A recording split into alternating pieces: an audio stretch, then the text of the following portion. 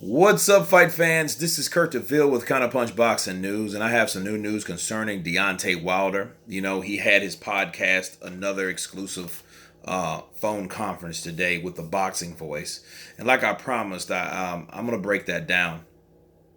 And it was just really basically key points. A Dominic Brazil, DAZN, Eddie Hearn, Tyson Fury, Tony Bellew, and Andre Ward. Okay, he had a lot to say about these particular people. And to start off with Dominic Brazil, he says he has to fight Brazil because Brazil in himself, that it's a grudge match. It's personal. So he knows that. And he says that's what he loves about his job because he's able to get emotional. He gets upset and he's able to take it out on the fighter in the ring by putting hands on that fighter. And these guys are at risk of getting killed in the ring. So if that's Dominic Brazil, if that happens, that happens. So basically, Deontay Wilder said some Drago shit. You know what I mean? But he's saying it beforehand. That's what makes it dangerous. Right? It makes it dangerous. That's when you have people like, well, wait a minute, what'd you say? That type of shit. Oh, I want his children near so I can look them in the eyes while I cripple their daddy. That type of shit. Right? So he mentioned that again, and he mentioned death this time. He mentioned if you get killed, quiet kept, get killed. Shit, that's what it is. That's the danger of fighting me personally. That's the danger is fighting me, baby. Speak it, believe it, receive it. That's Deontay Wilder, right? And that is a good fight, and that will be a very good fight. I'm glad that fight has been made. I know it sucks for someone like Dillian White that that legitimately owns that right to fight Deontay. Yeah, but that should be a good fight. So he did say some rather threatening things in there or promising things to Dominic Brazil. And so then he goes on to Eddie Hearn and he says, I don't want to deal with Eddie Hearn at all. He's going to be next week. They're going to have a meeting with DAZN to see if he goes that route. And it's going to be with Skipper, not Eddie. So I think Eddie would be a good idea for him to be nowhere around, right? Because Deontay Wilder just doesn't like him. He does not like Eddie Hearn. Because of those negotiations, and they drug on for a long time or whatever. And I don't think Deontay Wilder and Team Wilder, I don't think those guys are accustomed to stuff like that. I don't think they're used to negotiating, honestly. I think they're used to getting their way. And I think since they didn't get their way, it became overly difficult or whatnot. So anyway, he called him. He said he's a liar, manipulator. And he lost his respect, all respect for me. So I will never deal with Eddie Hearn. He burnt his bridges. I don't do that, right? Of course, that's why he gave homage to Showtime or whatever. But he said he will be gone in a little while, as you know. They asked him a lot of questions about Tyson Fury. And he stated that he was happy for Tyson Fury, of that deal. But I've covered that in my last video. Now, he goes on to speak about Andre Ward. And you could tell he was adamant. He was like, yeah, well, Andre Ward, I seen that, that interview with Barbershop Conversations, and it looks like to me he was just trying to cover up what he said, but you can't explain something that's already understood, right? Now, and he said that, and if Andre Ward come back, hell, if he want to come back, he can get it. Anybody that tests my heart know they can get it. If they want to step in the ring with me, they can get it. And basically, he challenged Andre Ward to a fight. That's what he did. That's what he basically, if Andre Ward comes back, he can get it too. If you thinking he wants to come up to heavyweight, yeah, we can make that fight happen. Because it's not all about, he said it's not all about money. I got an ass whooping. This is what did he call that? This is a personal ass whooping or something. So yeah, I do want to put hands on this person. And I want to whoop that ass. And he's mad at Andre Ward. He's pissed off by someone having an opinion. And now he is.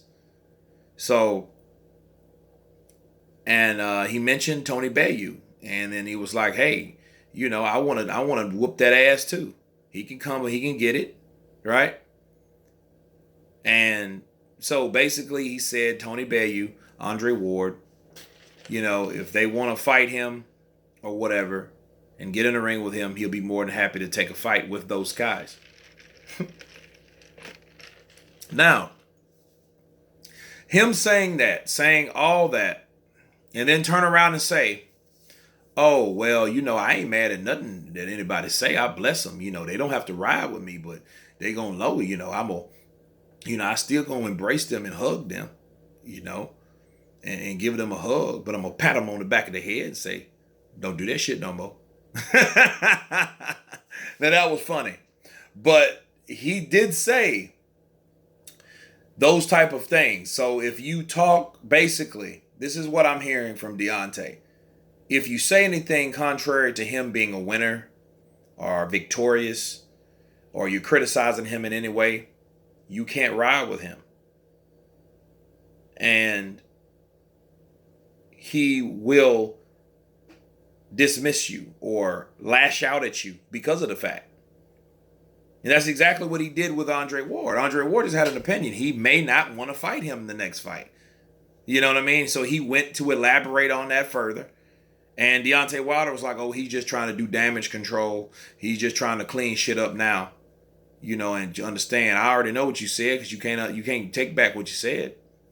Andre Ward never took back what he said. He went into detail on what the tweet meant. You can go into detail like what we do on these channels. That's why people listen and tune in and chime in, right? To see, okay, what did you mean by the title? Because if that's all it was, I just see the title. Okay, cool. I'll read a description, a little brief description. Cool. If that's the case, but it's more than that because people have a higher, intelligence IQ and want to know, okay, what did you mean by that? Parables, examples, things of that nature. If you still don't understand, to give you a comparison of what the topic is that we're talking about. So I do understand what Andre Ward said. He was really criticizing the guy that lashed out at him, which was Barbershop Conversations. So, but Deontay Wilder still has a problem with that. But at the end of the day, saying all that about these guys, they can come back in the ring. I could fuck you up and knock you out if you want to fight me. But then what your words say, they don't hurt me. But obviously they do hurt you. If you're still belly aching, talking, pissing, moaning over what Andre Ward said in a tweet. And Bellew, he was a bitch ass nigga. That's what he called Tony Bellew. I know he's a bitch ass nigga. So we don't even have to go there. He was scared when I seen him. I seen fear all in his eyes. I seen it. Right? So,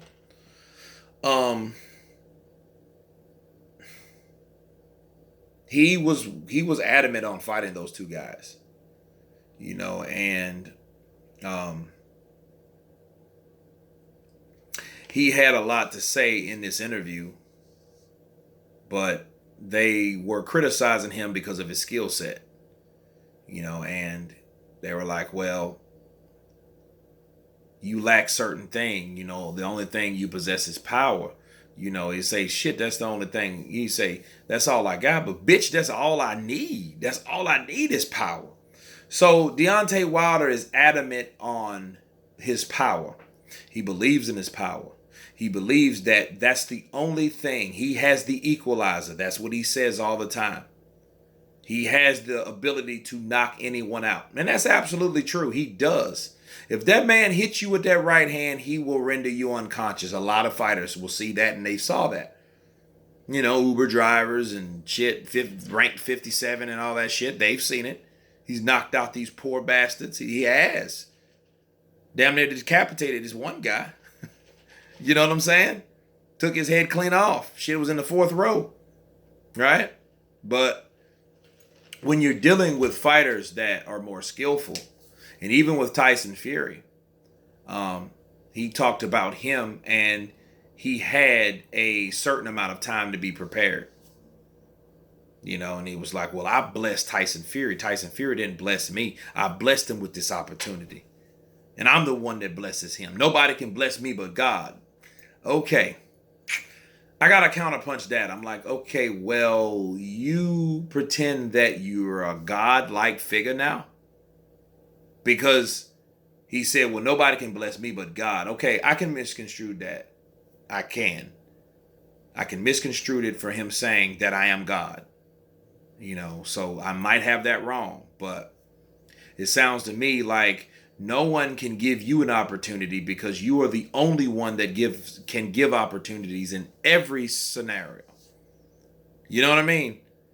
Like, he doesn't understand that Anthony Joshua will be the A side in that negotiation. And if he denies it, why the fuck did he quote unquote was willing to take 15 million? You see what I'm saying? Like, you are clearly the B side, so you're not the most important person in this fight. It will never be Wilder Joshua. It will always be Joshua Wilder. So let's get that shit straight. But for him saying that, oh, I'm the A side, and we let him think that he's the A side, and we blessed him with that opportunity. How you blessed him and he called you out? You just accepted the call out that he offered you. That's all that was. No one was looking for Fury because everybody thought Fury was done. He wasn't even fighting no more. So how can he be in his best possible shape fighting two bums? Oh, he had all this time. He had a year and a half. He had 3 training camps, this, that, and the other. No, he didn't. And I had 1. Well, you were active, Deontay. You didn't need no fucking training camp. But he said 1 in 9 months. So to be fair, that's the 3rd, which was March, to December, right? And if you know, they fought in December. So the 3rd to the 12th is 9 months. Okay? That's not when his fucking training camp was. Right? But anyway, but he's been the active fighter. He fought Ortiz before that. He fought Tavern before that. So how could he be in the best possible shape? Do you rule out the fact, or you don't remember him being a cokehead, doing drugs and alcohol? That's not, we don't know what condition Tyson Fury was in at that time. He just wasn't fighting. So he still wants to argue that Tyson Fury was the best possible shape in his life. How can you say that and you looking at him clearly now and seeing he looks like a fucking GQ magazine guy, a fucking model, a modelo? You know what I mean? What the hell? How can you argue that? He looks better now than he did when you fought him. So, he was the best shape of his life when you fought him? Come on now. Let's make that make sense. So I had to counterpunch that because that bothered me hearing it. But Deontay Wilder, we'll see if he joins the zone. I really think he wants to fight because, this is the first time he talked about moving down in weight because, he's moving down in weight to possibly fight his brother at cruiserweight. So he basically has a problem that and says, I don't care what they say. Yeah, you do. So stop saying you don't care what they say. If every time you look around, you're talking about those people because those people had an opinion about you. So let's stop that shit. Let's stop with, this. He already admits he's an emotional guy and he can use this job as a tool to beat the shit out of someone that he doesn't like or said something bad about him. And that's it. But again, we will see what happens next week. Deontay Wilder will make a decision. And what do you guys think about a Deontay Wilder, Andre Ward? Would Ward come back out of retirement to fight him? Ward didn't mention heavyweight before. After, he beat Kovalev, that gold wasn't Kovalev's fully. He was to beat Kovalev. It was to go up to heavyweight to fight a particular heavyweight fighter for the championship belt. Kind of like what Usyk's doing, right? So, do you think that that's a good route? Great fight? Grudge match? Because Deontay's took it personal already. So we can't say it's not. But anyway, you guys tell me what you think. Please subscribe, like, and share. And you guys been Counterpunched. Peace.